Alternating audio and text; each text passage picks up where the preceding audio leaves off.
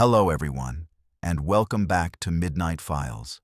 Tonight, we travel into the forgotten backroads of America, places where light fades, and what remains are stories that refuse to die.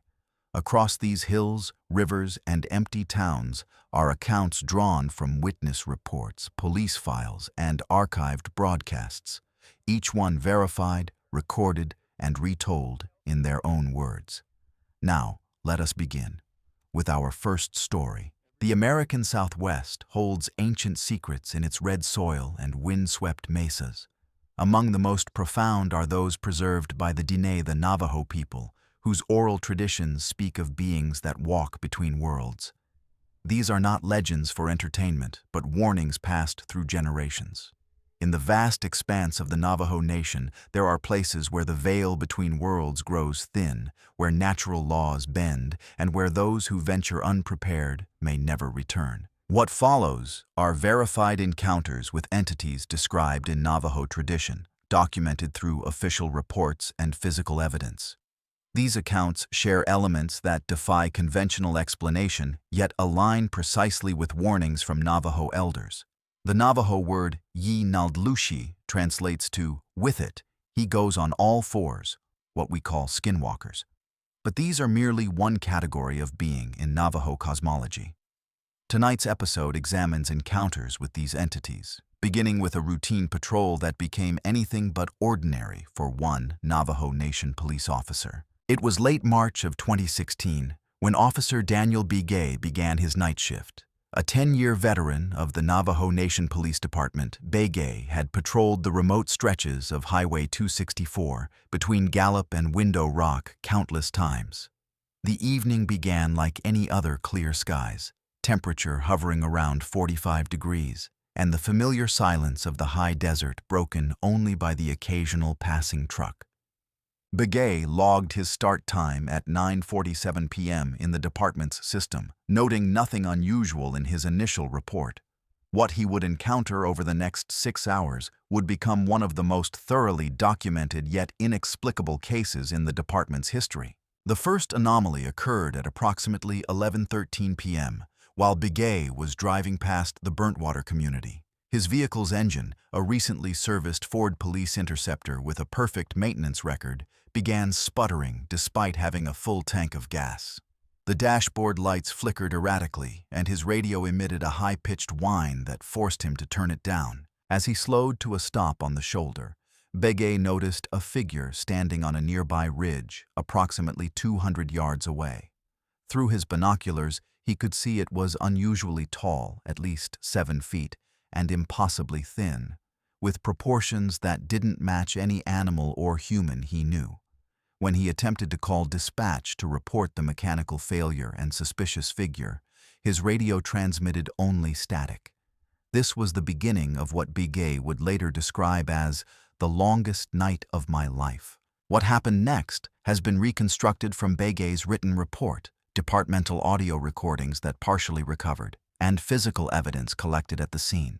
According to Begay's testimony during the subsequent internal investigation, the figure on the ridge moved with unnatural speed, covering the distance to his vehicle in what he estimated was less than 3 seconds despite the rough terrain. The entity, which he described as having the shape of a man but with elongated limbs and joints that bent in directions contrary to human anatomy, circled his patrol car twice before stopping directly in front of the windshield. Begay reached for his service weapon, but found himself paralyzed not by fear, he emphasized, but by an inexplicable physical force that prevented him from moving his limbs. The entity's face, he reported, was smooth and featureless, except for 2 dark cavities where eyes should have been. The encounter lasted approximately 7 minutes according to Begay's watch, though he stated it felt much longer. During this time, the entity remained motionless except for occasional tilting of its head, as if studying him. Begay reported hearing a low thrumming sound that seemed to emanate not from the creature itself, but from the air around it. The temperature inside his vehicle dropped rapidly, his breath visible despite the car's heater running at full blast. Then, as suddenly as it had appeared, the entity vanished not by running away, but by simply ceasing to be there. One moment it was visible, the next, empty space. Immediately after, his engine restarted without hesitation, his radio functioned perfectly, and his vehicle's systems showed no signs of malfunction. When Begay finally contacted dispatch at 11:28 p.m., his voice was audibly shaken as he reported a suspicious individual and mechanical difficulties. Two responding officers found him sitting in his idling patrol car, pale and perspiring despite the cold. Their subsequent search of the area revealed no footprints despite the damp earth, no biological evidence, and no explanation for the electrical issues Begay's vehicle had experienced. The department's mechanic who inspected the car the next day filed a report stating all systems function normally. No explanation for reported electrical failure, battery at full charge, no fault codes present. What he did find, however, were 3 parallel scratches approximately 4 inches long on the hood of the vehicle, too deep to have been made by any animal native to the region and too precise to have been caused by random debris. Begay was placed on administrative leave pending a psychological evaluation, which he passed without incident. The department's official report, filed under case number 160472B, concluded with the statement, "Officer encountered unknown individual. No physical evidence recovered other than superficial vehicle damage. Officer's testimony consistent with initial radio transmission and physical observations of responding officers."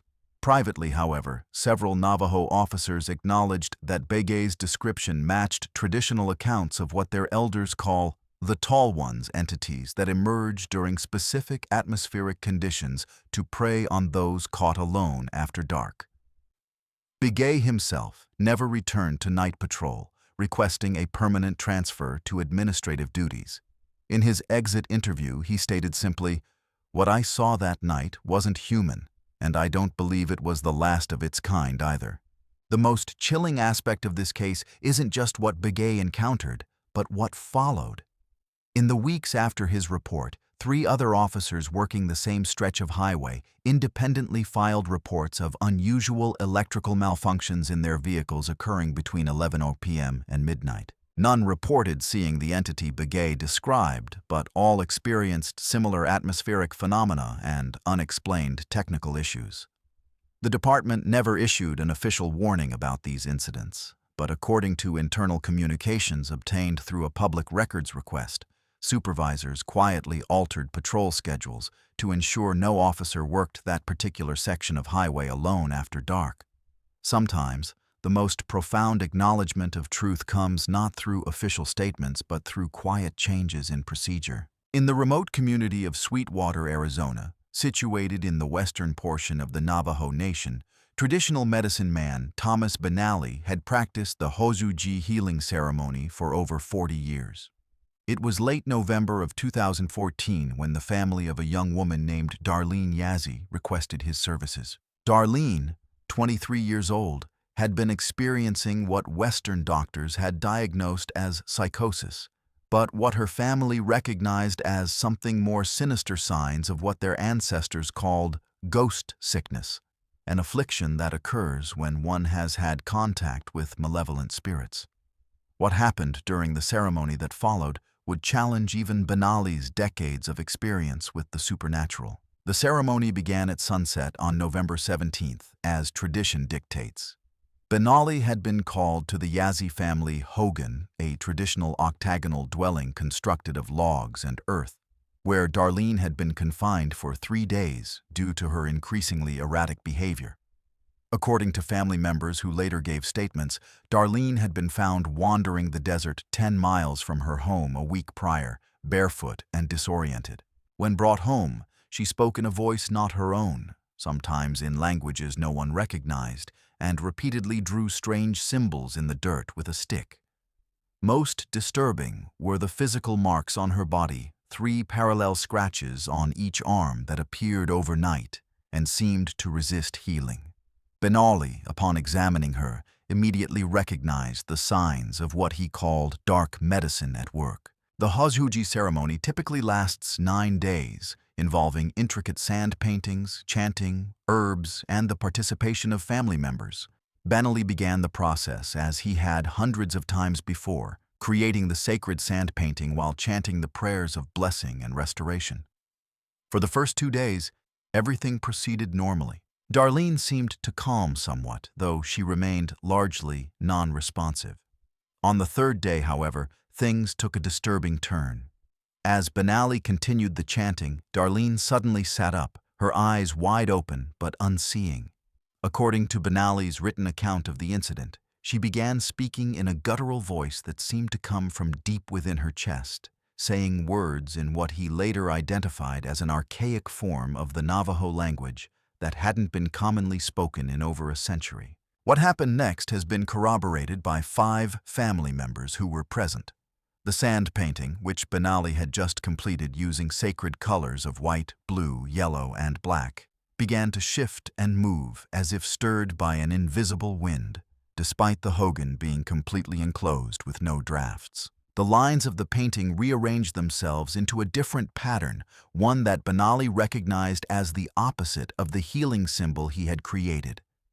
As this occurred, the temperature inside the hogan dropped dramatically, with frost forming on the interior walls despite the outside temperature being in the mid-50s. Several family members reported seeing dark shapes moving just outside the hogan, visible through the eastern doorway, though no footprints were found later. Benali, recognizing the severity of what they were facing, instructed the family to leave while he attempted to complete the ceremony alone. 4 family members departed, but Darlene's mother refused to leave her daughter's side. According to her testimony, what followed was the most terrifying experience of her life.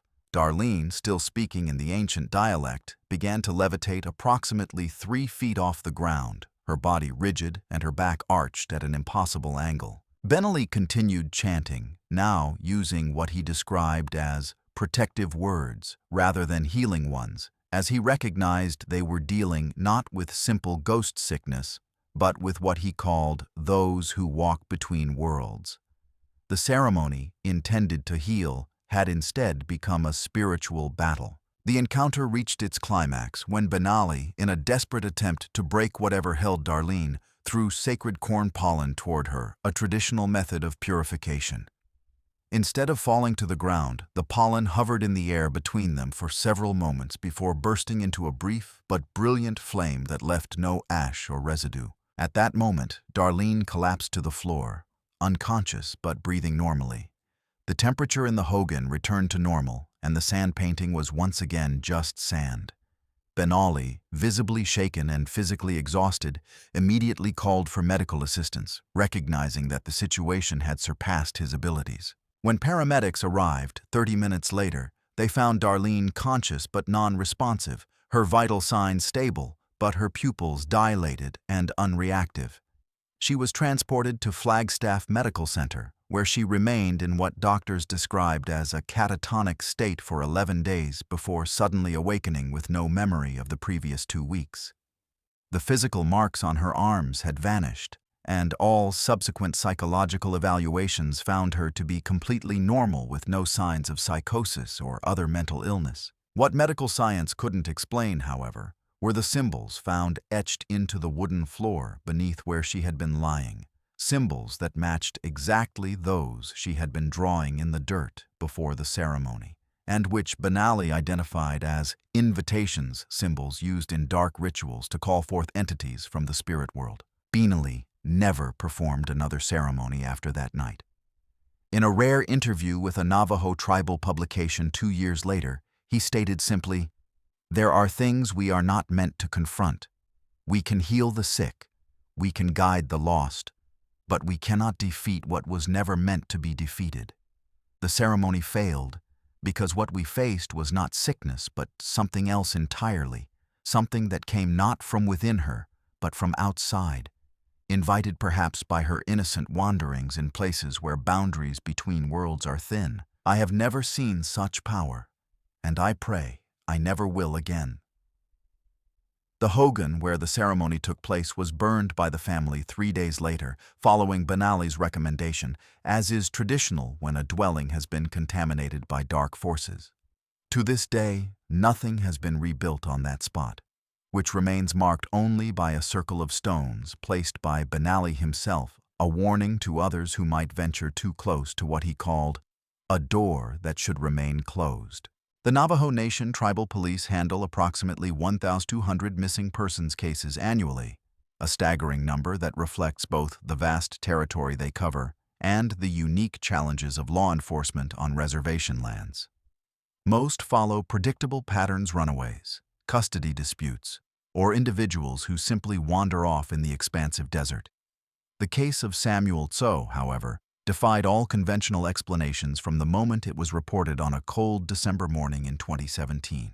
What began as a standard missing person investigation would uncover evidence that suggested something far more sinister than a simple disappearance. Samuel Tso, a 68-year-old retired coal miner and respected elder, lived alone in a small trailer home on the outskirts of Kayenta, Arizona. His daughter, Louise Charlie, reported him missing on December 5th after not being able to reach him for 3 days, unusual behavior for a man who spoke with his daughter every evening without fail. When Officer Roger Nez arrived at the residence, he found the front door unlocked, Tso's wallet and keys on the kitchen table, and a half-prepared meal on the counter. What he didn't find were any signs of forced entry, struggle, or Tso himself. The investigation that followed would reveal details that contradicted rational explanation and aligned disturbingly with Navajo warnings about entities that prey on the elderly and isolated. The initial search party, consisting of 8 tribal police officers and 12 community volunteers, combed the area surrounding Tso's home for 3 days. What they found raised more questions than answers. Approximately 50 yards from the trailer, they discovered a series of footprints that appeared suddenly in the hard-packed earth, as if their maker had materialized out of thin air. The prints, which measured approximately 16 inches in length, showed a stride pattern inconsistent with human locomotion spaced too far apart, with impressions that suggested a weight distribution far heavier than any human could account for. Most disturbingly, the tracks led to the trailer door, circled it twice, and then simply ended, as if whatever made them had vanished into thin air. Forensic analysis of the prints, conducted by the FBI's evidence response team, who were called in due to the unusual nature of the case, yielded inconclusive results. The depth and width of the impressions suggested a creature weighing at least 500 pounds, yet the prints showed no detail beyond their basic shape: no tread, no texture, no identifying features whatsoever. Agent Michael Harrington, who led the forensic examination, noted in his official report, "These impressions do not match any known footwear or barefoot human print. The weight distribution is inconsistent with any known animal species native to North America. The lack of detail suggests either extreme age or non-biological origin."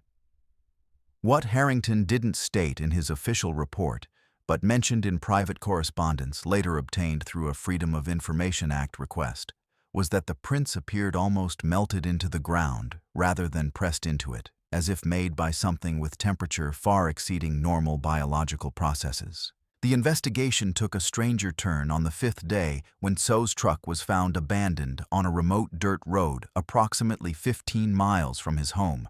The vehicle was locked, with the keys inside and the gas tank 3/4 full. There were no tracks leading to or from the truck, and forensic examination found no fingerprints other than Tso's on the exterior and interior surfaces. What detectives did find was a single, perfectly circular burn mark approximately 6 inches in diameter on the truck's hood, a mark that had somehow penetrated the metal without leaving any residue or discoloration around its edges. Metallurgical analysis later determined that the mark was caused by exposure to temperatures exceeding 2,000 degrees Fahrenheit, yet the surrounding paint showed no signs of heat damage whatsoever. Perhaps the most disturbing evidence came from Tso's trailer itself. On the wall opposite his bed, investigators found a series of symbols scratched into the drywall. These symbols, initially thought to be random markings, were later identified by Navajo cultural specialists as protection wards, specifically those used to ward off what they call the collectors, entities that, according to tradition, steal the souls of the elderly, particularly those living alone. What made these symbols particularly chilling was their placement. They appeared to have been made from inside the wall, with the scratches pushing outward rather than inward, as if whatever made them had been inside the wall itself. Additionally, beneath the symbols was a single handprint that matched no human hand, 5 fingers of equal length with no discernible palm. The case officially remains unsolved, listed in tribal police records as missing person, unknown circumstances. Samuel Tso has never been found, nor have any remains been discovered despite extensive searches. What has emerged in the years since, however, are 3 other similar cases from neighboring communities, all involving elderly residents living alone, all with similar unexplained evidence, all occurring within a 2-year span. The tribal police have never officially connected these cases, but internal memos reveal that at least 5 officers believe they are dealing with something beyond normal criminal activity. One memo, written by Sergeant Carol Begay in 2019, states, "Pattern suggests targeting of specific demographic. Evidence defies conventional explanation. Recommendation: issue community advisory regarding safety of elderly residents living alone." This advisory was never issued. Louise Charlie, Samuel Tso's daughter, has never given up hope of finding her father. In an interview with a regional newspaper in 2020, she shared something her father had told her just a month before his disappearance. He said he'd been seeing strange things at night, tall shadows that moved too quickly. Sounds like someone trying to get in through the walls, whispers in a language he didn't recognize. I told him he should come stay with me, but he refused. He said, "These things, they follow you. If I leave, they'll just follow me to your house. Better they stay here with me where no one else can get hurt." When asked what she thought had happened to her father, Charlie paused for a long moment before answering, "I think they took him. Not killed him, took him somewhere else. The elders say these things don't just kill people, they collect them. For what purpose, no one knows. But I believe he's still out there somewhere, just not in our world anymore." What makes the Tso case particularly disturbing is not just the unexplained evidence, but the fact that it represents a pattern that Navajo elders have been warning about for generations, entities that specifically target the isolated and vulnerable, taking them not for food or malice but for reasons that remain mysterious. In traditional Navajo teachings, these beings are said to collect human souls, like some people collect rocks or arrowheads, not out of hatred, but out of a fundamental difference in how they perceive value. Whether one believes these explanations or not, the physical evidence in the Tso case and others like it suggests that something beyond our understanding is indeed happening in the remote areas of the Navajo Nation, something that preys on those who are alone when darkness falls. School bus driver Maria Martinez had driven the same route through the remote stretches of the Navajo Nation for 11 years.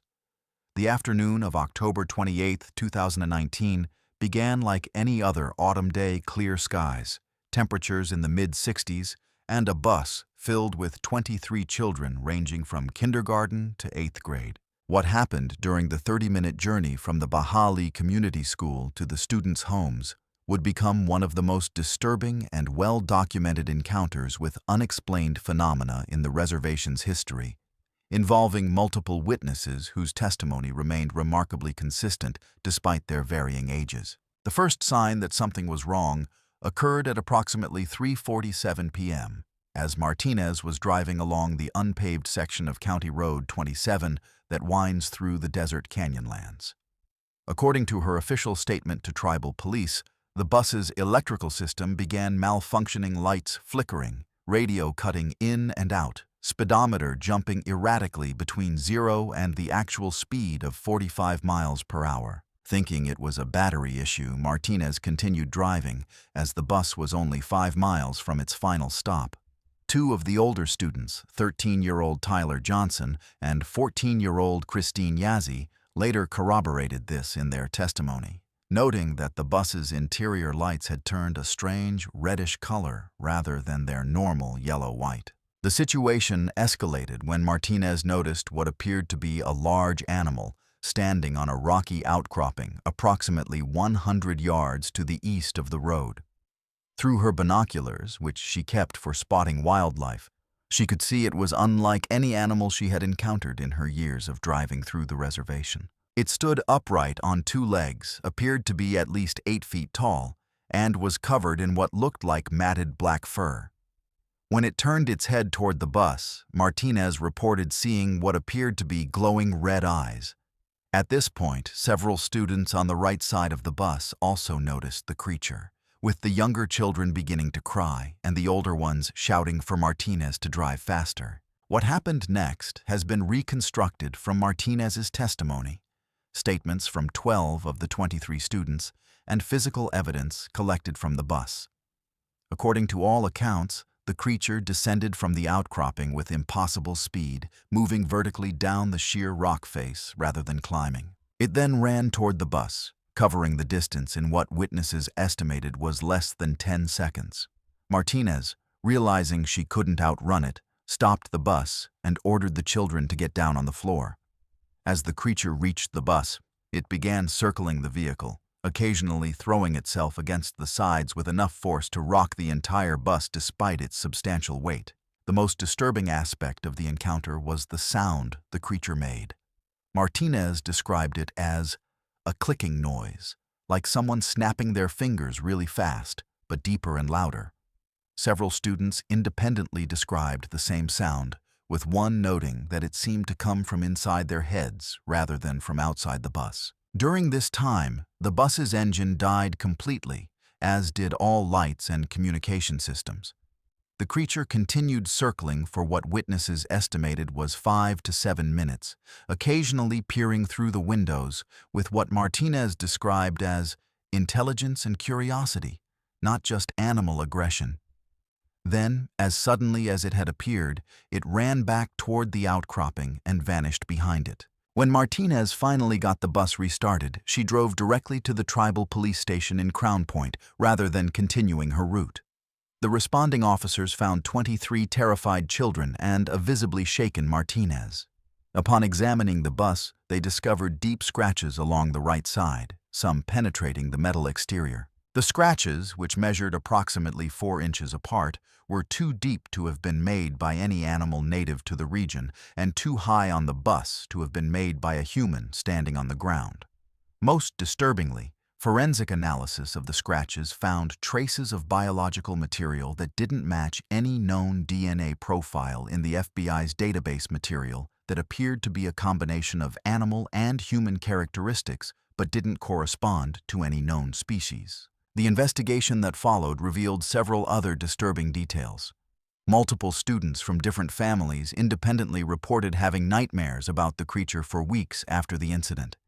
3 of the younger children developed sudden and inexplicable fears of the dark despite having no previous history of such phobias. 2 of the older students, Tyler Johnson and Christine Yazzie, both reported hearing the clicking sound in their homes at night for several weeks after the encounter, though their parents never heard anything unusual.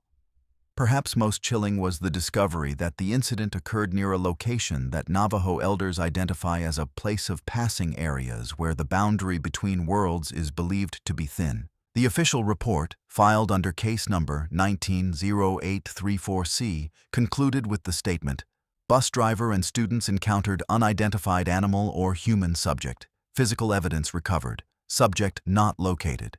Privately, however, several officers acknowledged that what was described matched traditional accounts of what the Navajo call the Dark Ones entities that are said to occasionally emerge from their world to interact with ours, sometimes violently. Martinez, who had never heard these stories before the incident, retired from driving just 3 months later despite being only 52 years old. In her exit interview, she stated simply, "I can't unsee what I saw that day, and I can't stop thinking about what might have happened if those doors hadn't held." What makes the school bus incident particularly compelling is the number and diversity of witnesses, 24 people ranging in age from 5 to 56, all describing essentially the same thing. Skeptics might dismiss a single witness's account as misidentification or hallucination, but it's much harder to explain away the consistent testimony of 24 people, especially when that testimony is supported by physical evidence. The incident also highlights something that Navajo elders have been saying for generations, that these entities are not just stories told to frighten children, but real beings that inhabit the same spaces we do, visible only when conditions allow or when they choose to be seen. As one Navajo cultural advisor who assisted with the investigation stated privately, "The children were lucky. Sometimes when these things show themselves, it's not just to scare. Sometimes they're hunting." Black Mesa, Arizona, rises 4,000 feet above the surrounding desert landscape, its distinctive flat-topped profile visible for miles in every direction. Home to both Navajo and Hopi communities, the mesa has long been considered a place of spiritual significance and danger. In the summer of 2018, a team of geologists from Arizona State University conducting a mineral survey would encounter something that defied scientific explanation and aligned disturbingly with traditional warnings about the mesa's supernatural significance.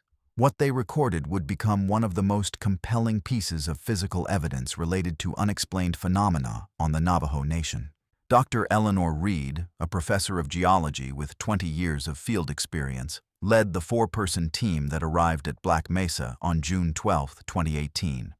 Their mission was straightforward: collect rock samples and conduct ground-penetrating radar surveys to assess coal deposits in the region. The team set up their base camp on the western slope of the mesa, approximately 3 miles from the nearest community. For the first 3 days, work proceeded normally, with the team collecting samples and running their equipment without incident. On the evening of June 15th, however, something began interfering with their instruments, specifically the ground-penetrating radar unit, which started displaying anomalous readings that Reed described as structurally impossible. What the radar was showing, according to the data later recovered from the device's memory, was a series of underground chambers and tunnels that didn't correspond to any known geological formations in the area. More disturbingly, these structures appeared to be geometrically perfect straight lines, right angles, and circular chambers that defied natural formation processes. When Reed and her team attempted to verify these readings with seismic equipment, they encountered even stranger anomalies. The seismic waves, which should have penetrated the rock layers and returned predictable echoes, instead seemed to be absorbed or deflected at specific depths, creating what Reed later described as shadow zones beneath the mesa. The situation escalated on the night of June 17th, when team member Miguel Torres, who was monitoring the equipment while others slept, witnessed something that would haunt him for years afterward.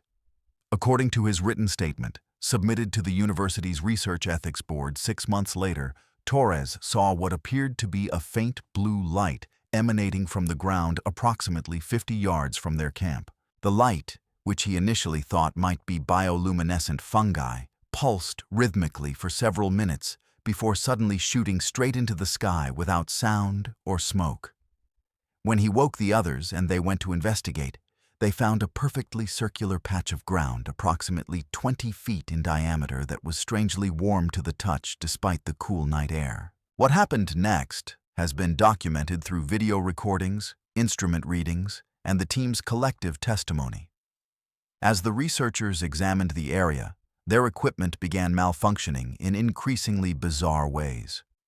The ground-penetrating radar, which had been showing impossible structures, now displayed what appeared to be moving shapes beneath the earth shapes that seemed to respond to the researchers' presence on the surface. The team's magnetometer registered magnetic fluctuations far beyond anything naturally occurring in the area, with readings spiking and dropping in patterns that suggested intelligent control rather than random variation.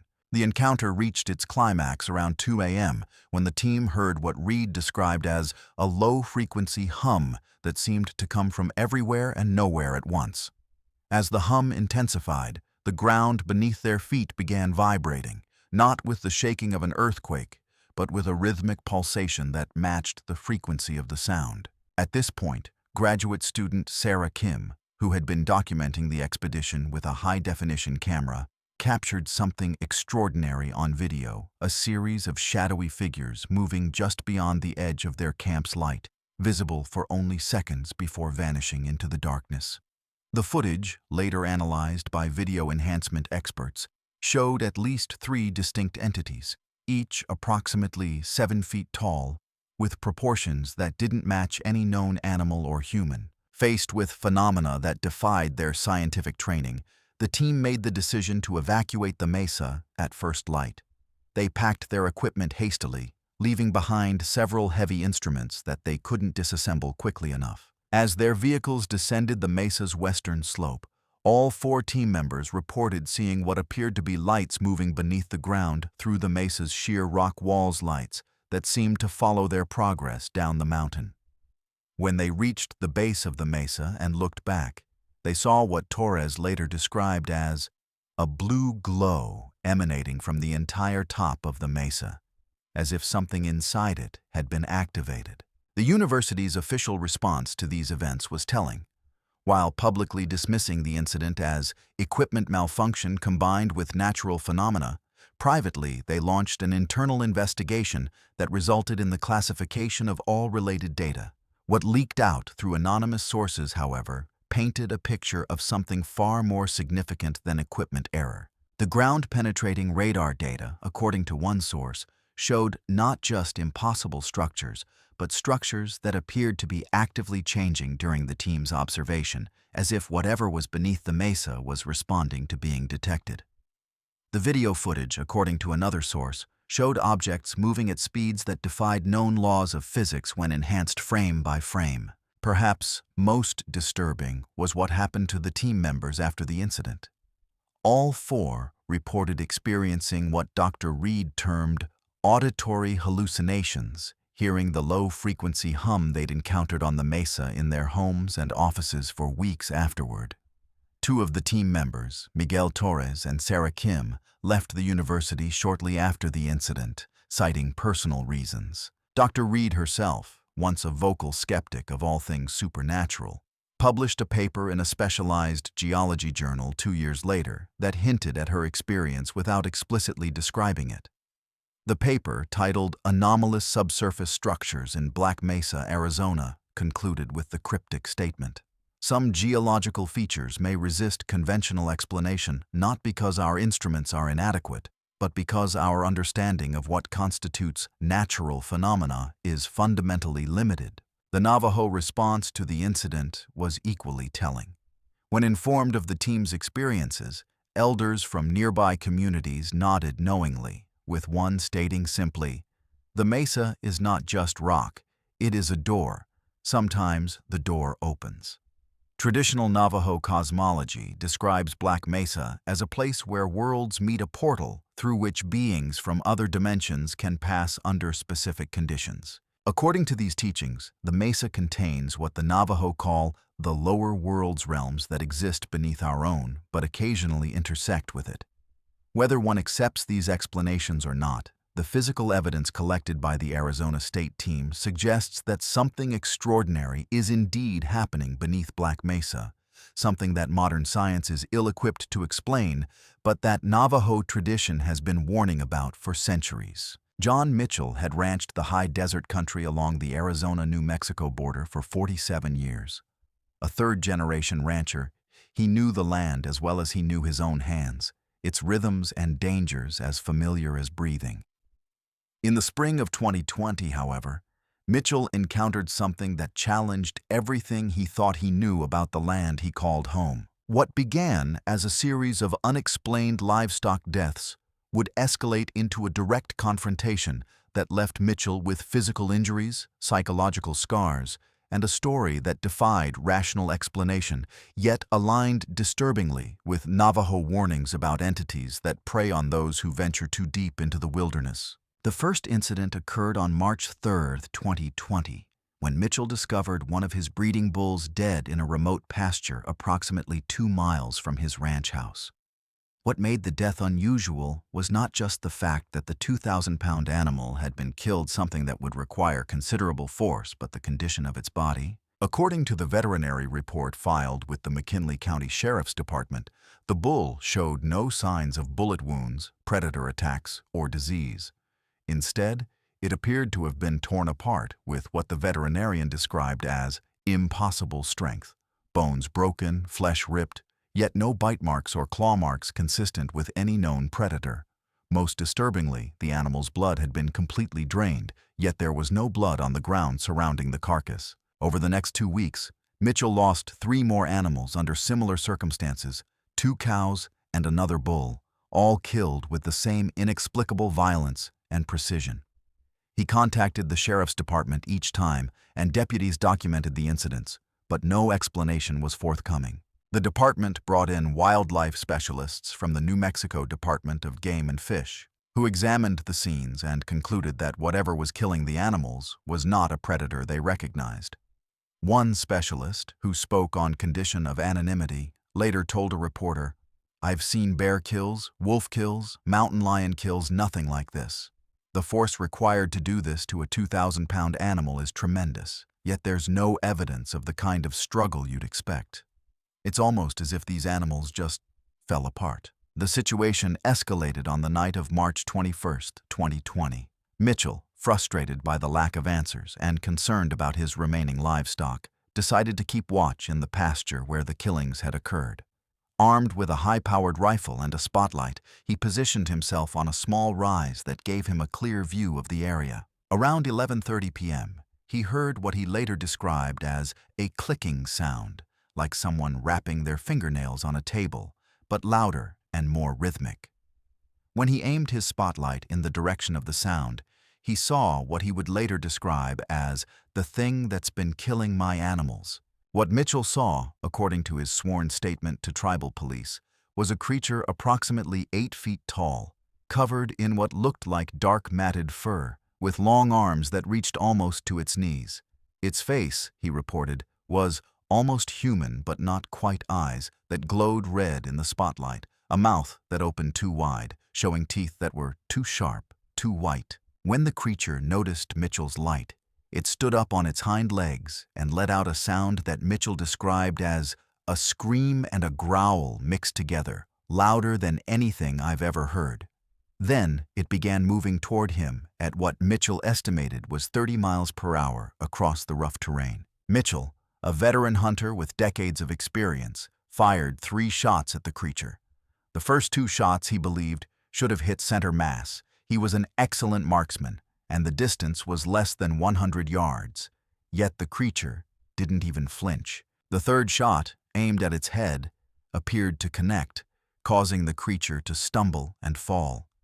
What happened next, however, defied all logic. According to Mitchell's testimony, the creature got back up, its head visibly wounded but still attached, and continued moving toward him. At this point, Mitchell did something he'd never done in his life. He ran, leaving his rifle behind and making for his truck parked approximately 200 yards away. The chase that followed was later reconstructed from Mitchell's testimony and physical evidence at the scene.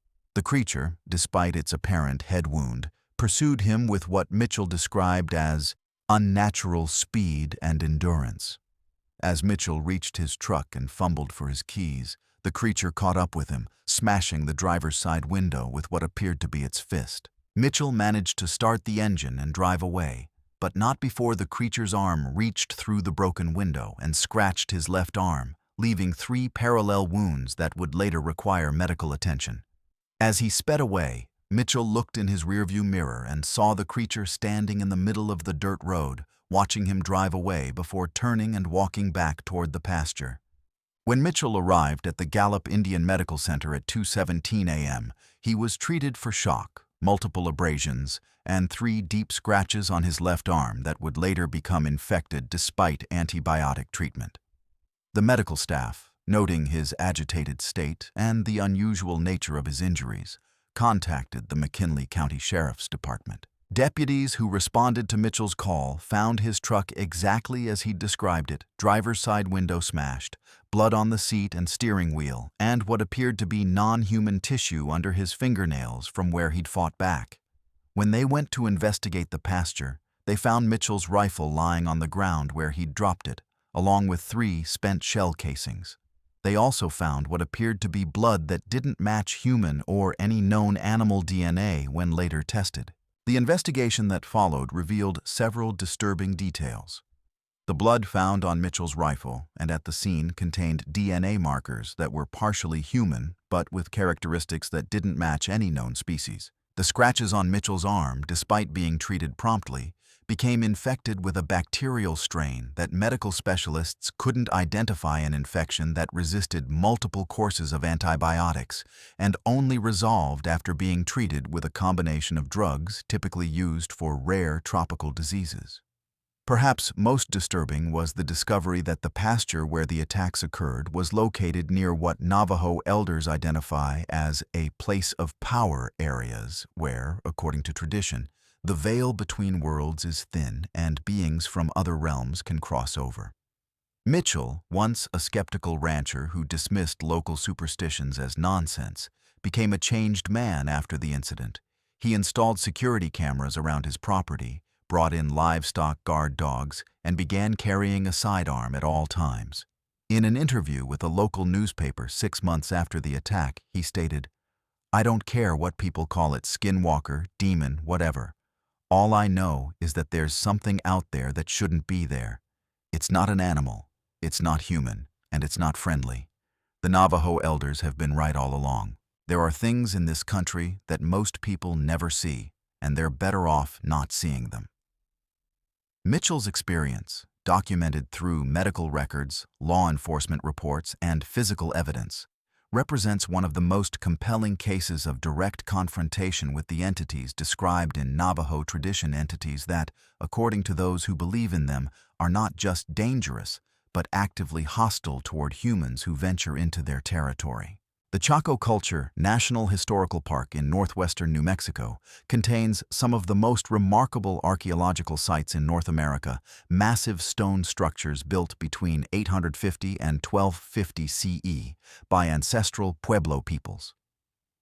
In the summer of 2015, a team of archaeologists from the University of New Mexico began excavating a previously unexplored section of the park known as the West Complex. What they discovered would challenge not just conventional archaeological understanding, but the very boundaries of what we consider possible. The team's disappearance, along with their disturbing final recordings, would become one of the most baffling cases in the history of the National Park Service. Dr. Richard Kim, a professor of anthropology with 15 years of experience in southwestern archaeology, led the 5-person team that arrived at Chaco Canyon on July 5, 2015. Their mission was to excavate a series of rooms that had been identified by ground-penetrating radar as potentially significant, but had never been thoroughly explored. The team established their base camp at the park's research facility, approximately 2 miles from the excavation site. For the first 2 weeks, work proceeded normally, with the team carefully documenting and removing layers of sediment to reveal the structures beneath. On July 19th, however, they made a discovery that would change everything: a series of underground chambers beneath the main structure that didn't appear on any previous surveys. What the team found was a network of tunnels and rooms extending far deeper than anything previously discovered at Chaco Canyon. The chambers, which appeared to predate the known structures by several hundred years, were decorated with unusual symbols and contained artifacts that didn't match any known ancestral Pueblo culture.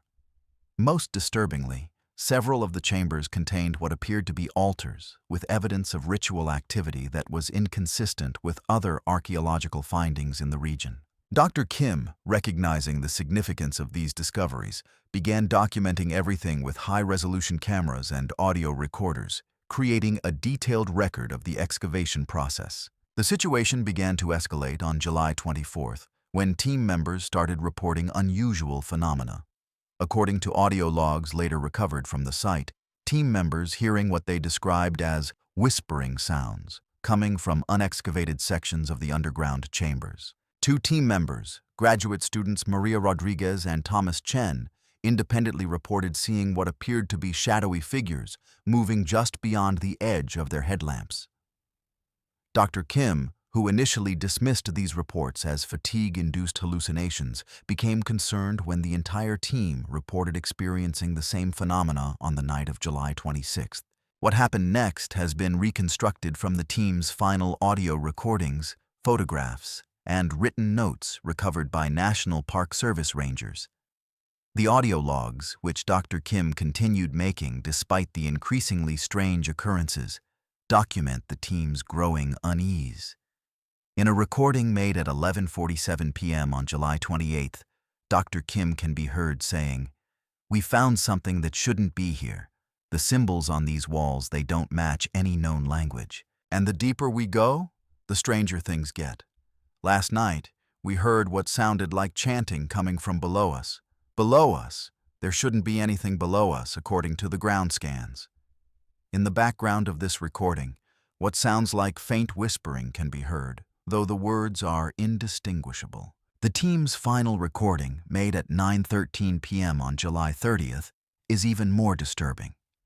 In it, Dr. Kim's voice is audibly shaken as he describes finding a chamber that appears to be a gateway of some kind, a perfectly circular room with walls covered in symbols that seem to move when not looked at directly. "The air in here is different," he says, "heavier, and there's a sound, a low hum that seems to come from the walls themselves." As the recording continues, the team can be heard reacting to something they're seeing, though their descriptions are fragmented and difficult to understand. "It's coming through," one team member says. "The wall is changing." Another voice, identified as Maria Rodriguez's, can be heard saying, "We shouldn't be here. We've disturbed something that was meant to stay buried." The recording ends abruptly at 9:18 p.m. with what sounds like screaming, followed by silence.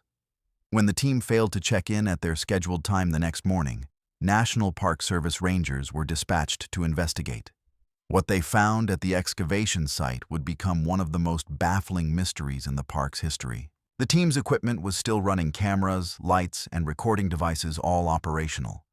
Their personal belongings were in the base camp: wallets, keys, cell phones, and backpacks all left behind. But the team members themselves were nowhere to be found.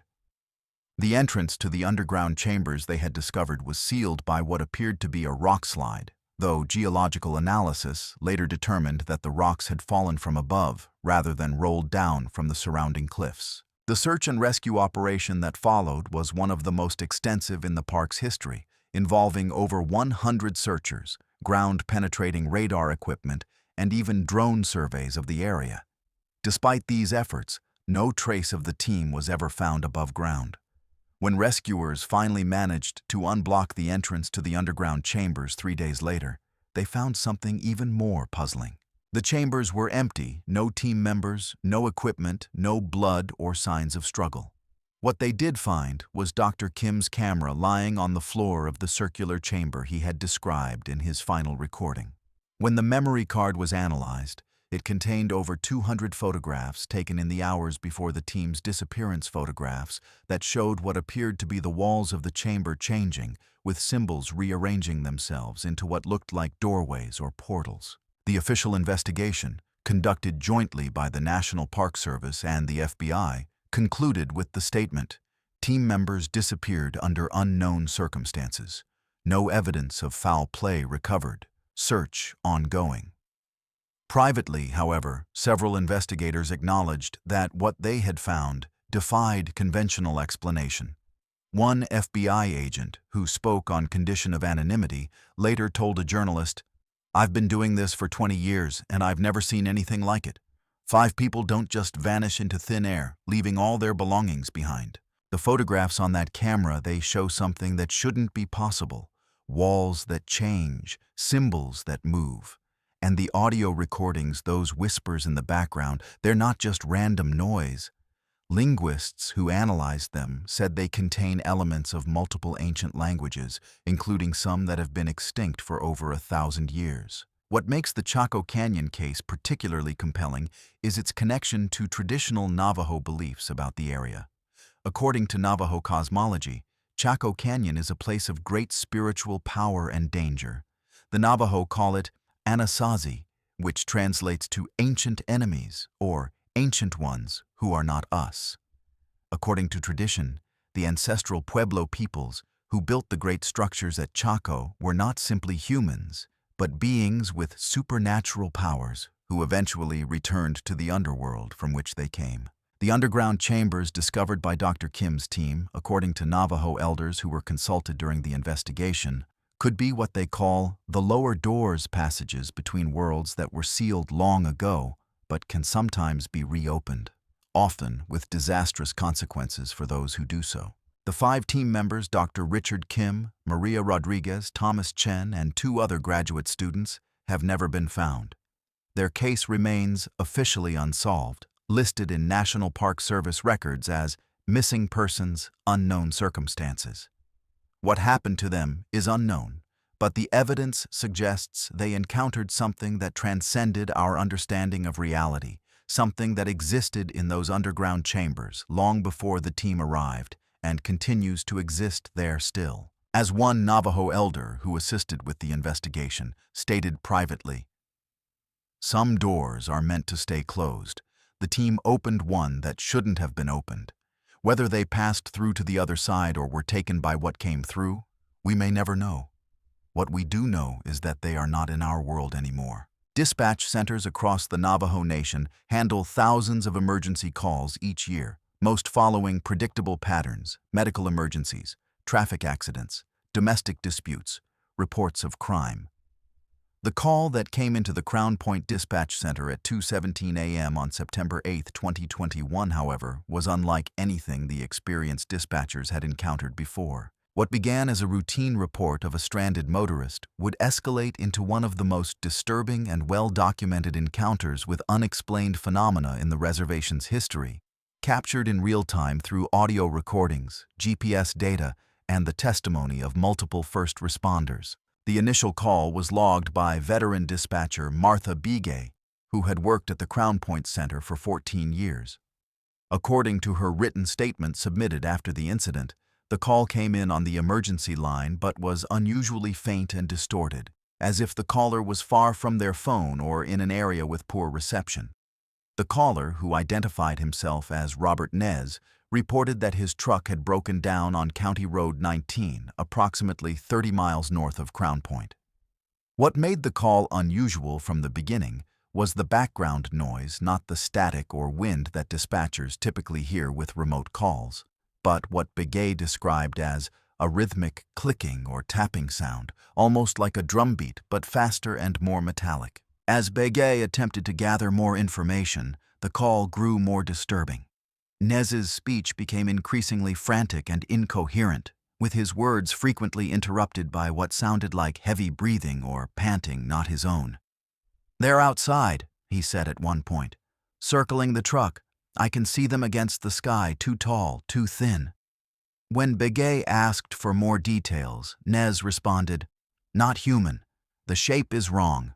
The way they move is wrong." At this point, the call was interrupted by what Begay described as a loud crashing sound like glass breaking, followed by Nez screaming and the line going dead. The entire call lasted 3 minutes and 47 seconds, all of which was recorded by the dispatch center's automated system. What happened next followed standard emergency procedures. Begay immediately dispatched 2 tribal police units to the location Nez had provided, giving them the coordinates from the cell tower that had picked up the call. Officers James Tso and Raymond Johnson arrived at the scene approximately 25 minutes after the call ended. What they found would become one of the most puzzling crime scenes in the department's history. Nez's truck was parked exactly where he had said it would be, driver's side door open, engine still running, and headlights illuminating the surrounding desert. But Nez himself was nowhere to be found. What the officers did find, however, was evidence that suggested something extraordinary had occurred. The first thing Officer Tso noticed was the condition of the truck's windows. The driver's side window was shattered, but not from the outside. The glass fragments were on the exterior of the truck, suggesting that whatever broke the window had done so from inside the vehicle. The passenger side window was intact, but covered in what appeared to be handprints too large to be human, with 6 fingers instead of 5, and what looked like claws rather than nails.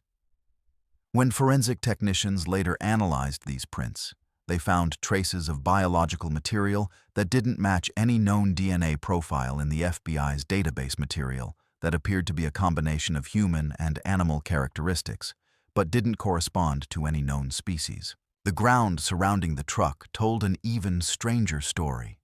There were no footprints leading to or away from the vehicle, despite the damp earth from recent rains. Instead, there were a series of circular impressions approximately 18 inches in diameter, arranged in a perfect circle around the truck. These impressions, which appeared to have been made by considerable weight, showed no detail beyond their basic shape, no tread, no texture, no identifying features whatsoever.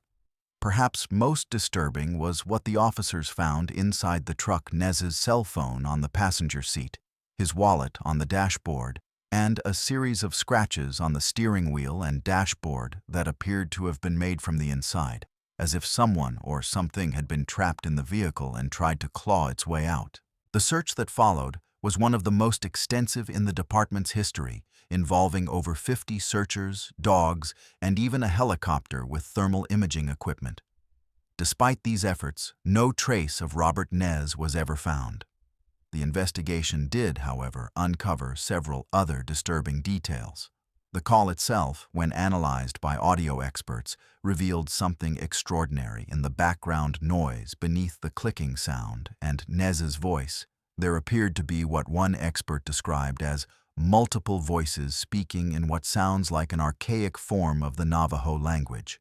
These voices, which were only audible when the recording was digitally enhanced, seemed to be saying something that, when translated by a Navajo linguist, roughly meant, "He has seen us. He must not return." The case took an even stranger turn when investigators learned more about Robert Nez himself. A 42-year-old truck driver who lived alone in a small trailer near Gallup, Nez had no family on the reservation and few close friends. What he did have, according to neighbors, was an unusual interest in local legends and supernatural phenomena. One neighbor reported that Nez had recently been asking a lot of questions about skinwalkers and other things that walk at night. Another mentioned seeing books about Navajo witchcraft and supernatural entities on Nez's kitchen table during a visit 2 weeks before his disappearance. Perhaps most telling was a journal found in Nez's trailer during the investigation, which contained entries about his growing belief that the old stories are real and his intention to see for myself if they're really out there. The official investigation concluded with the statement, "Robert Nez disappeared under unknown circumstances. No evidence of foul play recovered. Case remains open." Privately, however, several officers acknowledged that what they had found defied conventional explanation. Officer Tso, who had been with the department for 12 years, stated in his private notes, "I've seen a lot of strange things in my time, but nothing like this. The lack of footprints, the size of those handprints, the way the glass was broken from the inside, it doesn't add up to anything I know. And those voices on the recording, I don't know what they were, but they weren't human." What makes the Crown Point emergency call particularly compelling is the real-time nature of the evidence. The audio recording of Nez's call, captured as events were unfolding, provides a rare window into an encounter with something that defies explanation. The physical evidence found at the scene, the truck, the handprints, the circular impressions, corroborates Nez's frantic descriptions in ways that suggest he wasn't hallucinating or making up stories. Whether one believes in the supernatural explanations offered by Navajo tradition or not, the evidence suggests that Robert Nez encountered something extraordinary in the desert that night, something that, according to those who believe in such things, had been waiting for someone like him.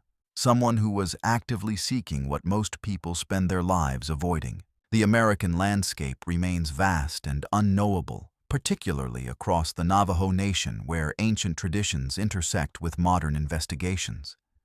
The 8 cases we've examined tonight, separated by time and geography yet united in their disturbing details, suggest that there are phenomena in this world that defy conventional explanation.